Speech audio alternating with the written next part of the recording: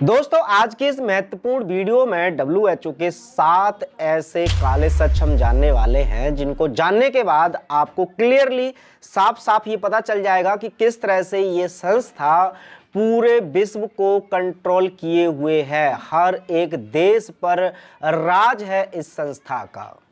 ये सातों सच या सातों महत्वपूर्ण जानकारियां जानने के लिए वीडियो को लास्ट तक देखते रहना। जानकारी ठीक लगे तो ज़्यादा से ज़्यादा लोगों के साथ शेयर करना बिल्कुल भी ना भूलें।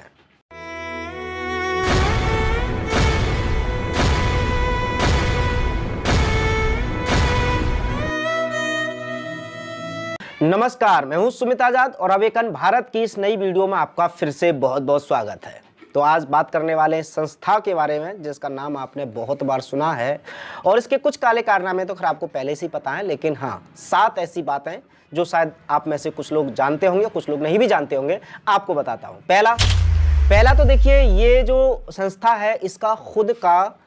कॉन्स्टिट्यूशन है, तथा कथित संविधान है इसका, और पूरे विश्व भर में किसी भी बीमारी को लेकर के हेल्थ के नाम पर कोई भी नियम कानून, किसी भी देश के संविधान का कानून फेल हो जाता है जब भी WHO अपने नियम कानून किसी भी देश पर लगाता है। तो पहला तो ये है कि किसी भी देश का जो कानून है वही उसकी सरकार होती है। जब वो नियम WHO के सामने ख़त्म हो जाते हैं तो जाहिर सी बात है कि दुनिया में जितने भी नेशंस इस संस्था से जुड़े हुए हैं उन पर देश का संविधान नहीं, इस संस्था का संविधान चलता है। दूसरा, इसके पास जो तथाकथित डायग्नोस्टिक किट होती हैं, डायग्नोस्टिक टूल्स होते हैं,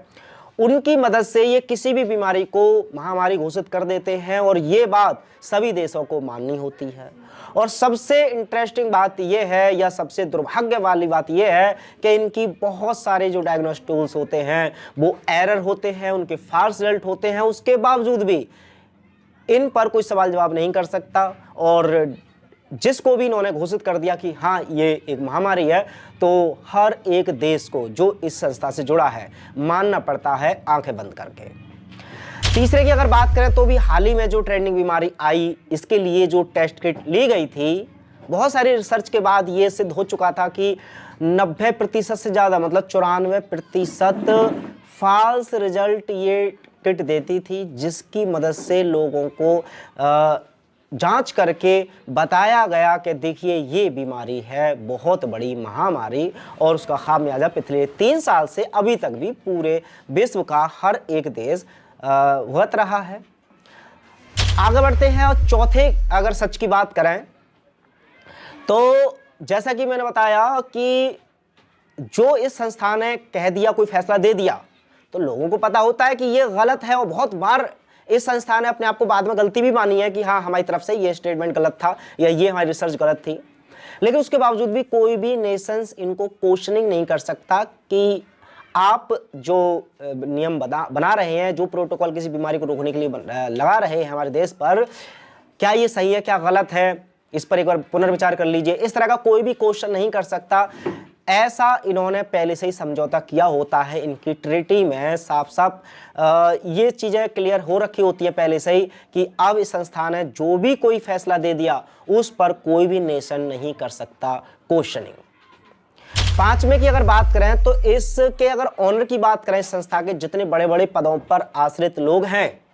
वो व्यक्तिगत रूप से चुने हुए लोग हैं, वो प्राइवेट इंडिविजुअल्स हैं जो किसी की राय मशवरा से या जनता के फैसले से उनको वहाँ पर नहीं बिठाला गया है। मतलब जो पूरे विश्व भर की जनता का प्रतिनिधित्व करते हैं, उनके स्वास्थ्य का प्रतिनिधित्व करते हैं, उनको व्यक्तिगत रूप से बिठा दिया गया है और उनका कोई डेमोक्रेसी या गणतंत्र के हिसाब से या जो लोकतंत्र के हिसाब से है कोई भी चुनाव नहीं हुआ है। तो ऐसे में ये ऐसी संस्था जो हर एक ऐसे नेशंस को भी कंट्रोल करती है जहां पर बाकायदा लोकतंत्र है, डेमोक्रेसी है, लेकिन अब चूंकि उन्होंने हस्ताक्षर किए होते हैं इस संस्था की ट्रीटी के, तो ऐसे में उसकी डेमोक्रेसी एक साइड में रखी रह जाती है और जो कुछ प्राइवेट इंडिविजुअल्स हैं वो ही चलाते हैं इस संस्था को और वो ही अपनी मनमानी करते नजर आते हैं हर एक बीमारी को लेकर के या आपके स्वास्थ्य के नाम पर खेल करते हुए। छठे की बात करें तो देखिए, अब जैसे ही अगर हम भारत की बात कर लें तो जैसे अभी हाल ही में जो ट्रेंडिंग बीमारी आई, तो इसमें बहुत सारे ऐसे नियम कानून या सलाह मशवरा दिए गए, निर्देश दिए गए इस संस्था के द्वारा कि आप टीकाकरण कराइए अपने सभी लोगों को। तो सरकार को मजबूरी बस जब वो अनिवार्य है, मजबूरी बस या उन्होंने उसमें मिली भगत थी वो एक अलग मुद्दा है, लेकिन सरकार ने जब भी अनिवार्य टीका को अनिवार्य कर दिया, मुखौटा को अनिवार्य कर दिया, तो यहाँ पर बात थी कि संविधान में, हमारे जो भारत के संविधान में मौलिक अधिकार दिए गए हैं कि कोई भी व्यक्ति संविधान के अनुसार अगर चाहे टीका हो चाहे मुखौटा हो, इनको अनिवार्य करता है या कोई भी इलाज को अनिवार्य करता है हर किसी के लिए, तो वो असंवैधानिक है, इल्लीगल है। लेकिन जब भी ये सवाल जवाब किए जाते थे तो हमेशा जो दिया जाता था इसके जवाब में हवाला वो इसी संस्था का दिया जाता था कि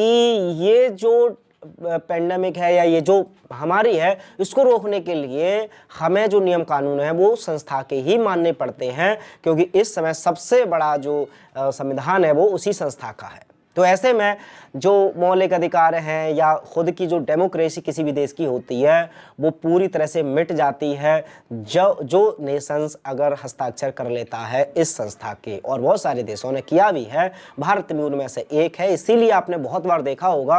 या बहुत बार सोचा होगा कि बहुत सारे ऐसे नियम कानून जो हमारी सरकार ने हम पर लागू किए वो हमारी सरकार को भी गवारा नहीं है, उन्हें भी लगता है, इनको पता चल चुका है कि इनसे बहुत ज़्यादा घाटे हैं, फिर भी उन्हें क्यों करना पड़ता है? कारण है इनके वो समझौता या इनकी ये ट्रीटी। साथ में की अगर बात करें तो कुछ ऐसे पूंजीपति लोग जिसको फंड करते हैं संस्था को, उनका उद्देश्य ही यही है कि पूरी मानवता पर उनको राज करना है, शासन करना है। ऐसे में ये जो संस्था है इसके माध्यम से जो कुछ षड्यंत्रकारी कह लीजिए उन्हें, या कुछ जो गिने चुने पूंजीपति हैं जिनके लिए मानवता नाम की कोई चीज़ उनके दिल में होती नहीं है, उनके बहुत सारे एजेंडा हैं। और उन एजेंडाओं की बात करें तो बहुत सारे आपने सुना होगा इवेंट 201 में जो डिस्कस किए गए थे, उस तरह के एजेंडा या एजेंडा 2030 या जो नया वर्ल्ड ऑर्डर, इस तरह के जितने भी कॉन्स्पिरेसी की जिक्र आपने हमारे चैनल के माध्यम से भी सुना होगा, वो सब उद्देश्य की पूर्ति हेतु चंद पूंजीपति इस संस्था का इस्तेमाल करते हैं विश्व भर की मानवता के शासक बनने के लिए। ये कुछ बातें थी जो इंटरनेट के माध्यम से मुझे मिली या कुछ कॉन्स्पिरेसी थ्योरीज के माध्यम से मैंने आप तक पहुंचाए हैं। हालांकि अब इनमें कितने फैक्ट्स हैं मुझे सच्चाई का दावा करने की आवश्यकता नहीं है, आप खुद समझ गए होंगे। आपकी क्या राय है इस संस्था के बारे में कमेंट बॉक्स में लिख सकते हैं, मैं ज़रूर पढ़ूंगा। मिलते हैं अगली वीडियो में और किसी इन्फॉर्मेशन के साथ, तब तक अपना ख्याल रखें। जय हिंद।